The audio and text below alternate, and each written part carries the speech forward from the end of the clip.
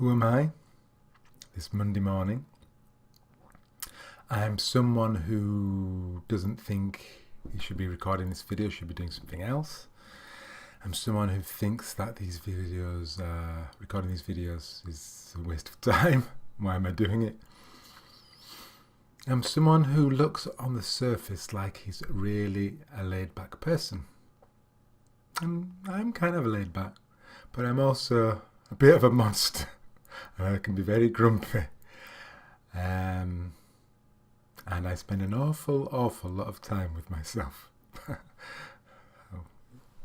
Stating the obvious. Anyway, going to do a full random look. Complete full list. Ooh, what shall we have a look at today? Randomly. This one. Not you. This one. Well, curious about that one. Ooh, number 2. I don't like looking foolish, being laughed at, being made a fool of.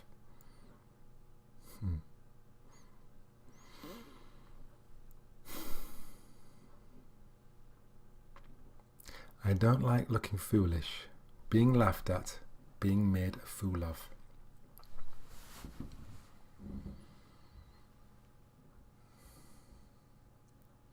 That is number 2. It is an identity I identify with from an early age. I remember being a teenager, and I guess all teenagers are like this, but still. Being a teenager, walking on a road, imagining people looking, making sure I don't trip over my laces, I don't do anything daft, there's no opportunity for anyone to laugh at me. And I sort of developed that awareness. So it's like the basis of my self-awareness in some ways, how I'm perceived and what's going on. But it's also, I think, I have a bit of a cool persona. I think I do. I don't ever see myself, but I think I do. And I don't think it's just because of dreadlocks. I had it before then.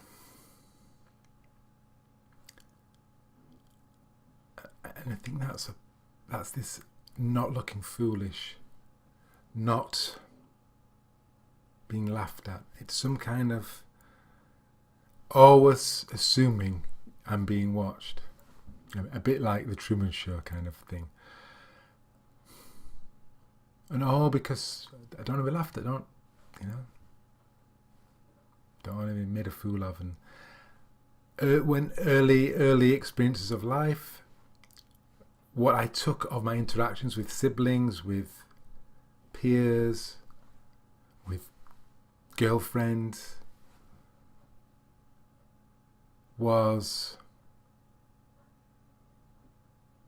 any opportunity to laugh at me and tease me and make a fool out of me seemed to be taken. And I didn't like it. I really didn't like it. It was confusing and I just didn't like it. I didn't like people laughing at me. Oh dear. I still don't really. There's 2 things I've been kind of trying to do for a good proportion of my life. Learn a foreign language and learn how to dance with another person, partner dance. So partner dancing was ballroom dancing in my 20s and salsa dancing early 30s. Both of those I struggled with because I'm leading and you have to learn and you have to not know what you're doing, and I found that experience of myself too difficult to be with.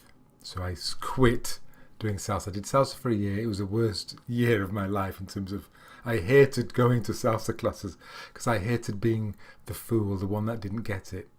And then you're leading.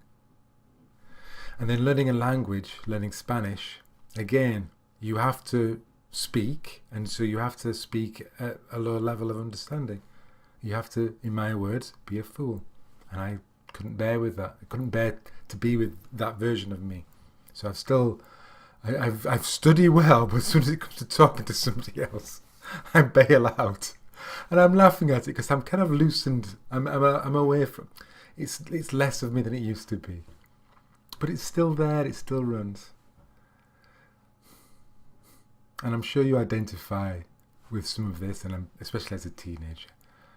Oh gosh, I wasn't even a girl, a teenage girl, all those pressures of how to look and having bosoms appear for the first time. And can't imagine what that would be like to sort of be in the world and everyone's looking at you. Forget about laughing, just looking at you.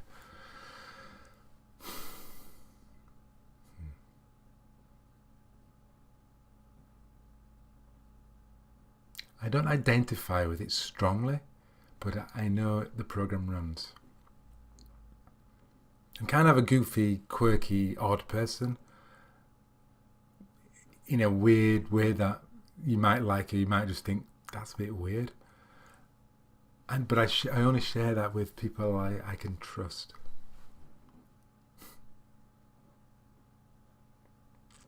So, without going too deep into all of that, that's who I think I am. I could like being laughed at, like being a fool. I could grow. It could help me grow. Whereas avoiding those moments is a hiding of the light, is a stunting of the growth, I think. I could welcome it.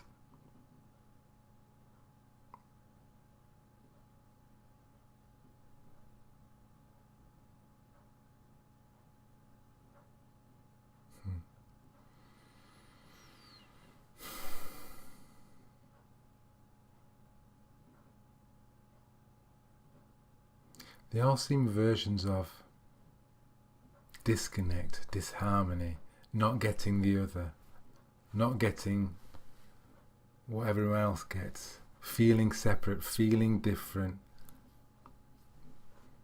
not belonging. It all seems to be about that, really. All of these feelings that I've identified, and this one is number 2. I don't like looking foolish, being laughed at, being made a fool of. But really they're just this a range of feelings which comes as a disconnect, like I'm not safe, I don't belong, I don't get it, it matters. Or they're just feelings, and then I've somehow just come up and called it, oh yeah, I don't like being laughed at, I don't like being criticised, I don't like not understanding. But they're feelings that I've given names to. And really it's just the feeling comes. And I guess it's my invitation to myself to just be with the feeling, however uncomfortable it might feel, and really resist the temptation to name.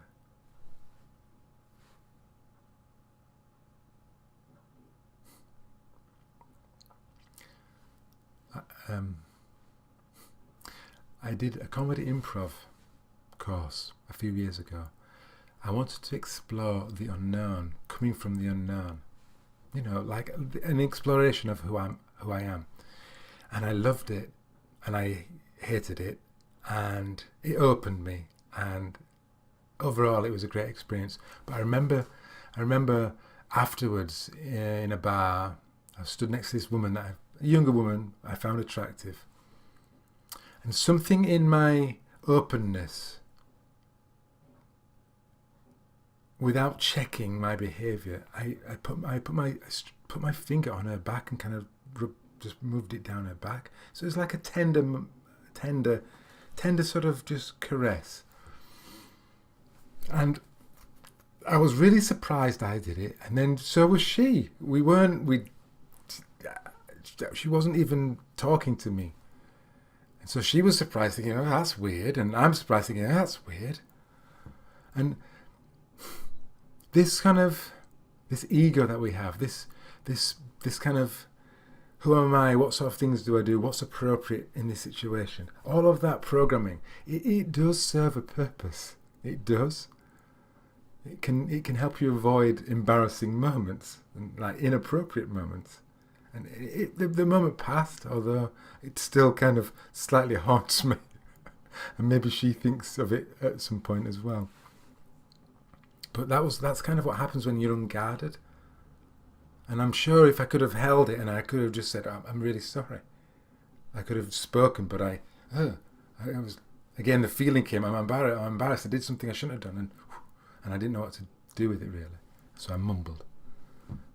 So I can see the value of who I think I am. And I don't want to make it disappear. I'm not against the ego. Oh, my time's up. I'm not against anything. I just want to notice, be with, care for, appreciate, see, but not be a slave to. If that makes any sense to you. That's my time up. This was number 2. I don't like looking foolish, being laughed at, being made a fool of. How about you? Do you like those things? It'd be so cool if you did. I'd love it if you did. Thanks for watching anyway. Another video tomorrow. Bye-bye. A strange thing just happened. Just 30 minutes ago. I was writing down a list of who I think I am items as some kind of practice for me. And then suddenly I had this idea to make videos out of them. And you've probably just watched one of the videos.